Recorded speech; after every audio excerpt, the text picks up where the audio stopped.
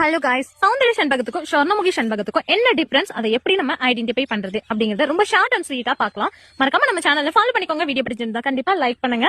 So இது பார்த்துட்டு இருக்கிறது என்ன அப்படின்னு பாத்தீங்கன்னா சௌந்தர்யா செண்பகம். சோ சௌந்தர்யா அப்படின்னா ஆரஞ்சு நிறத்தை குறிக்கிற ஒரு வெரைட்டி. சோ இது பாத்தீங்கன்னா உங்களுக்கு ஒரு ஆரஞ்சு நிறத்துல வரும் சௌந்தர்யா செண்பகம் அப்படிங்கிறது.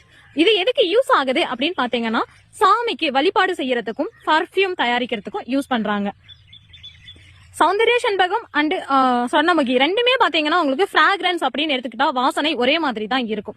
ரொம்ப டிஃபரன்ஸ் எல்லாம் இருக்காது. சோ ஒரே மாதிரி வாசனையா தான் இருக்கும்.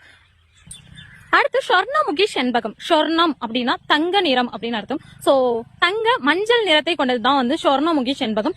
இதுவுமே வந்து கடவுளுக்கு வழிபாடு செய்யறதுக்கும் பர்ஃபியூம் சென்ட் தயாரிக்கிறதுக்குமே இந்த ஃபிளவர் யூஸ் பண்றாங்க.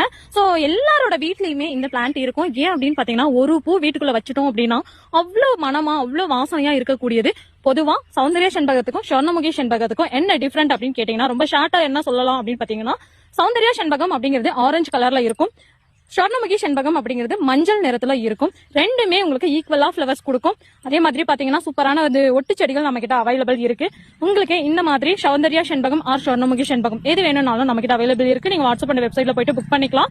இப்போதைக்கு ரொம்ப ரொம்ப அஃபோர்டபிள் பிரைஸ்ல ரொம்ப சின்ன செடியிலேயே உங்களுக்கு பூக்கள் பூக்கிற மாதிரி ஃபிளவரிங் ஸ்டேஜ்ல பிளான்ஸ் அவைலபிள் இருக்கு.